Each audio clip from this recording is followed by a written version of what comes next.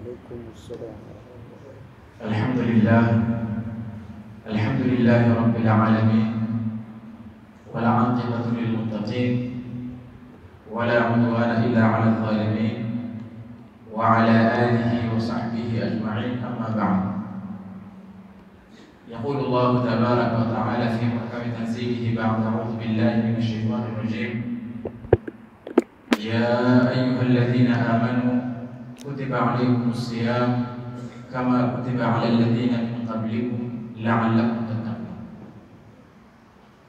معاشر المسلمين، بعد kumshukuru Allah subhanahu wa ta'ala na vile vile kumtakia rahma na amani mwalimu wetu kipenzi chetu Bwana Mtume Muhammad sallallahu alayhi wasallam, hakuna budi kumshukuru Allah subhanahu wa ta'ala, kwa sababu yeye pekee yake Allah ndiye anastahili kushukuriwa. Kama tunamkumbushana kila siku kwa nyingi neema na mengi mazuri ambayo kwamba Allah subhanahu wa ta'ala anaendelea kutuneemesha. Kwa namna hiyo basi twafaa tuwe wanyenyekevu na watuifu kwa Allah subhanahu wa ta'ala, ili kwa neema ambazo kwamba Allah anaendelea kutuneemesha tuzitumie vizuri katika taa yake, na vile vile tukatazike na yale ambayo kwamba Allah subhanahu wa ta'ala ametukataza.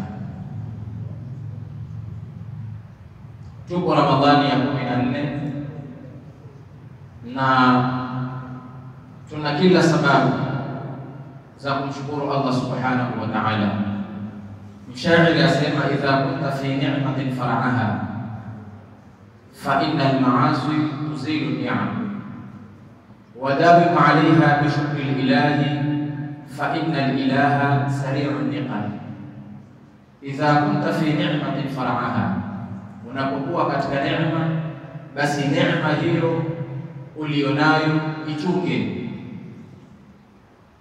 itumie vizuri, ilinde neema hiyo.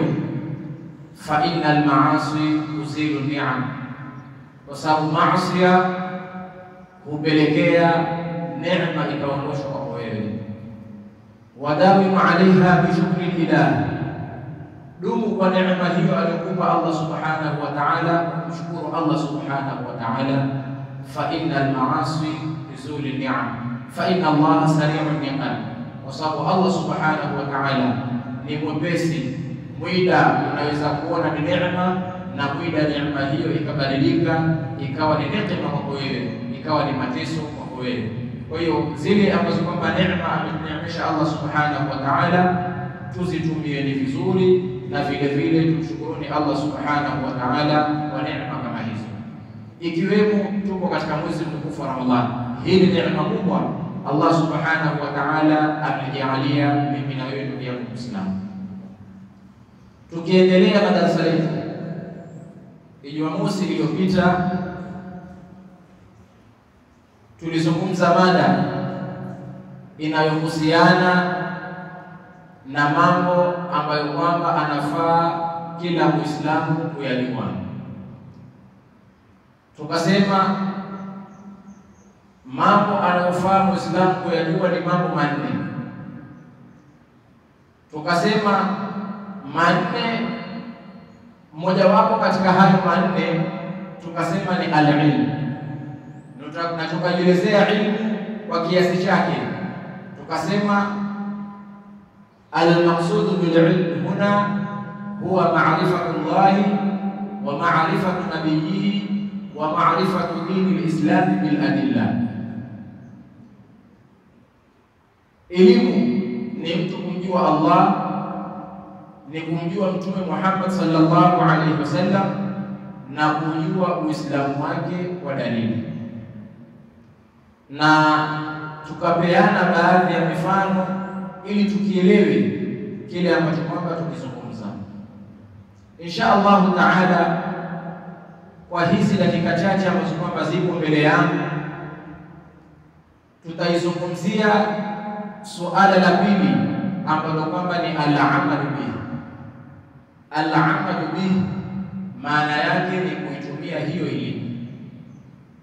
ushamjua Allah, ushamjua mtume, ushaujua Uislamu wako kwa dalili, kinachofuata ni al-amalu bihi. Hiyo elimu uliyokuwa nayo uitumie, elimu uliyokuwa nayo uitumie. Mwenye kitabu asema al-amalu fil haqiqati huwa thamaratul ilm, elimu katika uhakika wake ni matunda ya hiyo elimu utakayokuwa nayo. Faman amila bila ilmi, yule ambaye kwamba atafanya chochote atakachokifanya lakini hatumii elimu, faqad shabaha an-nasara, mtu huyo amejifananisha na manaswara. Waman alima wa lam ya'mal, na yule ambaye kwamba atajua ibakie tu kuwa yeye yajua lakini asifanyie kazi kile anachokijua, faqad shabaha al-yahuda, mtu huyo amejifananisha na Mayahudi. Hii ndio elimu. Elimu tuliyozungumzia Jumamosi iliyopita, leo ni tuitendee kazi elimu hii. Umemjua Allah subhanahu wa ta'ala, umemjua Bwana Mtume Muhammad sallallahu alaihi wasallam, umeujua Uislamu wako. Kinachotakikaniwa sasa ni ufanyie kazi kile ulichokijua. Utakapokuwa wajua, itakapokuwa wafanya, watenda, lakini kile unachokifanya na kukitenda hauna elimu nacho, utakuwa unajifananisha na manaswara. Manaswara ni Wakristo, wao wanafanya lakini kile wanachokifanya hawana elimu nacho, hawakijui. Na kwa upande wa pili, ile wajua, umefundishwa, umesoma mahali, umesikia katika darasa, lakini kile ulichofundishwa, kile ulichokisikia iwe hukifanyii kazi, faqad shabaha al-yahud, basi mtu huyu amejifananisha na Mayahudi. Na huu ndio msiba katika Waislamu. Utakapomuona Muislamu ameteleza, akafanya kosa, akafanya kile ambacho kwamba halimridhishi Allah subhanahu wa ta'ala, si kwa sababu amepitikiwa kuwa hajui kuwa lile ni kosa, ni kwa sababu yatambua fika hili ni kosa, lakini yalifanya hivyo. Na ndio mara nyingi sisi hatuangalii yule tunayemkosea, bali tunaangalia lile kosa tunalolifanya. Lakini lau ingelikuwa tunajua kosa lile tunalolifanya tunamfanyia nani, basi tusingelithubutu kumkosea Allah subhanahu wa ta'ala na kwenda kinyume na yale kwamba Allah subhanahu wa ta'ala ameyaamrisha. Ndio maana Allah subhanahu wa ta'ala akawa mkali ndani ya Al-Qur'anul Karim aliposema katika sura As-Saf, ya ayyuhalladhina amanu lima taquluna ma la taf'alun, enyi ambao kwamba mmemwamini Allah subhanahu wa ta'ala. Bimaana hawa ni Waislamu, bimaana hawa ni waumini, lakini Allah subhanahu wa ta'ala ameuliza lima taquluna ma la taf'alun, mbona mwasema kile ambacho kama hamkifanyi? Yaani utamkuta mtu yuwazungumza hichi, yuwakataza hili, yuwakemea hili watu wasilifanye, lakini maal asaf yeye ndo anayeongoza au ameshika bendera katika kulifanya lile ambalo kwamba yeye alikataza. Kabura maqtan inda Allah an taqulu ma la taf'alun, ni makosa makubwa mbele ya Allah subhanahu wa ta'ala kusema kile ambacho kwamba kukifanya, ni kosa kubwa mbele ya Allah subhanahu wa ta'ala. Bali mshairi asema katika Zuba, fa'alimun bi'ilmihi lam ya'malan mu'azzabun min qabli ubadi wathan, yule ambaye kwamba ana elimu, yuwajua, anafahamu, lakini ikawa haitendei kazi elimu yake, haifanyii kazi elimu yake, mu'azzabun min qabli ubadi wathan, mtu huyu ataadhibiwa kabla ya kuadhibiwa wale wenye kuchonga masanamu na wenye kuabudu masanamu. Kwa sababu gani? Ni kwa sababu alikuwa na ilmu lakini elimu yake hakuitumia. Kwa hiyo kuwa na elimu alafu isitumie elimu yako ni kosa kubwa mbele ya Allah subhanahu wa ta'ala. Kwa hiyo tuna mingi tunayoyajua, lakini mbona haya ambayo kwamba tunayajua hatuyatendei kazi? Mtume Muhammad sallallahu alaihi wasallam asema, balighu anni walau aya, nifikishieni japokuwa ni aya moja au hadithi moja. Una mrundiko wa hadithi wasijua wewe 20, 10, 30, lakini mbona hadithi hizo usifikishi kwa wengine? Mbona hadithi hizo usifanyii kazi? Umehifadhi ayat min al-Qur'an, umehifadhi suwari min al-Qur'an, mbona suwari hizo ayati hizo usifanyii kazi? Umfundishi na yule ambaye kwamba hajui. Kwa hiyo al-amalu bihi, ipatikane utendao kazi wa kile ambacho kwamba tukijua. Tusiwe twajua kusisi kwa nafsi yetu, lakini hatuko tayari kuwajulisha wengine, lakini pia hatutabikishi katika maisha yetu. Hapa ndio utakuja kuwafahamu maswahaba, wanafunzi watuifu wazuri kwa Mtume Muhammad sallallahu alaihi wasallam. Wao walikuwa wakisoma kitu kwa Mtume Muhammad sallallahu alaihi wasallam, baadaye kila kitu wanakifuatilisha katika maisha yao ya kawaida. Wanapoamua kusema ukweli kwa Mtume Muhammad sallallahu alaihi wasallam, wanakuwa kweli. Wanapoamrishwa kuacha kitu fulani, wanakatazika na jambo kama lile walilokatazwa na Mtume Muhammad sallallahu alaihi wasallam. Bimaana kile wanachokisoma kwa Mtume Muhammad wanakifanya katika maisha yao. Kwa hiyo suala la pili katika masala haya ni al-amal bihi, elimu ambayo kwamba tuko nayo, japo labda utaiona ni chache, elimu hiyo itumie, elimu hiyo ifanyie kazi, elimu hiyo itabidishe katika maisha yako. Al-amal. Mufassir asema katika aya tuliyotangulia kuisoma, ya ayyuhalladhina amanu lima taquluna ma la taf'alun, asema inkaru, haya ni makatazo. An yaqulu qawlan la yafia bihi, mtu kusema neno au mtu kusema jambo ambalo kwamba jambo hili alolisema hawezi kulitekeleza. Walihadha istadalla bihadhihi al-ayati al-karima min ulama'i salaf ila annahu yajibu al-wafa'u bil wa'di mutlaqan. Ulama salaf wanasema ni wajibu kwa kila mtu kutekeleza na kufanya kile ambacho kwamba amekiahidi. Unapoahidi jambo, unapoahidi kitu, kumwahidi mtu, basi watakaniwa utekeleze jambo hilo. Kama thabata fi sahihaini anna Rasulullah sallallahu alayhi wasallam qala, kama ilivyothibut katika sahihi mbili, Mtume Muhammad sallallahu alayhi wasallam asema, ayatul munafiq thalatha, alama za mtu mnafiki ni tatu. Idha haddatha kadhaba, munafiq alama yake ya kwanza, idha haddatha kadhaba, anapozungumza anasema uongo. Wa idha wa'ada akhlafa, anapoahidi anakhalifu. Wa idha atumina khana, na anapoaminiwa anafanya khiana. Wa fi alhadith alakhar fi sahih, arba'un man kunna fihi kana munafiqan khalisan, mambo manne ambayo kwamba akiwa nayo mtu huyu anakuwa ni mnafiki wa kikweli kweli.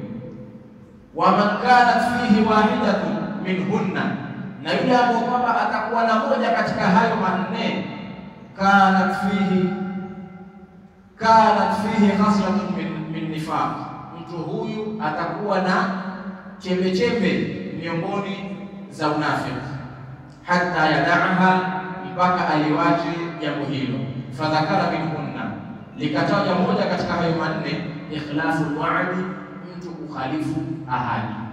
Umemwahidi mtu kwa utamfanyia au utampatia jambo kadhaa, alafu jambo hili usilitekeleze, umekwenda kinyume na ahadi yako kwa ushahidi wa Mtume Muhammad sallallahu alaihi wasallam, wewe ni munafiki.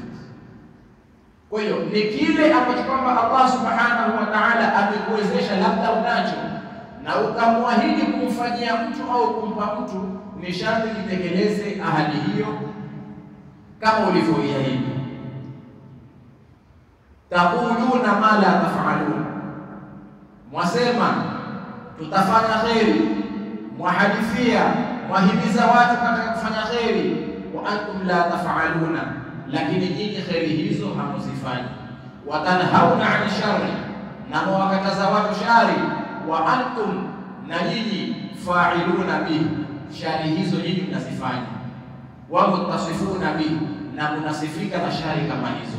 Kabura maqtan ay 'azimun bughdan baligha al-ghaya.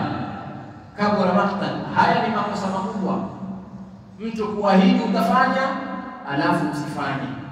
Haya ni makosa makubwa na ni ghadhabu kubwa mbele ya Allah subhanahu wa ta'ala, kwa yule mtu ambaye kwamba anamwahidi mtu atamfanyia jambo lakini asitekeleze ahadi kama hiyo.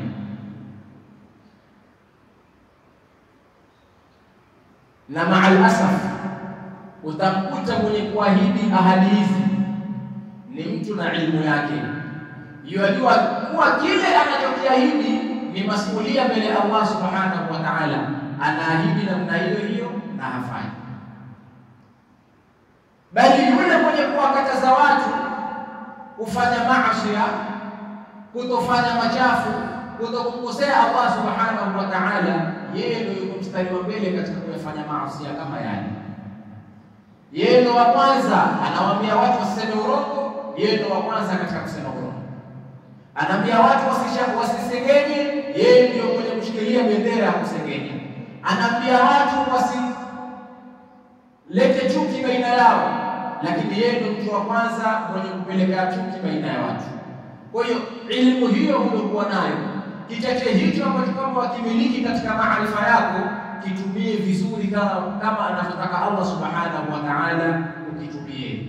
Kitumie katika njia inayomridhi Allah subhanahu wa ta'ala, kwa sababu kabura maqtan 'inda Allah, ni makosa makubwa mbele ya Allah subhanahu wa ta'ala, an taqulu ma la taf'alun, kusema kile ambacho kwamba nyinyi hamkifanya.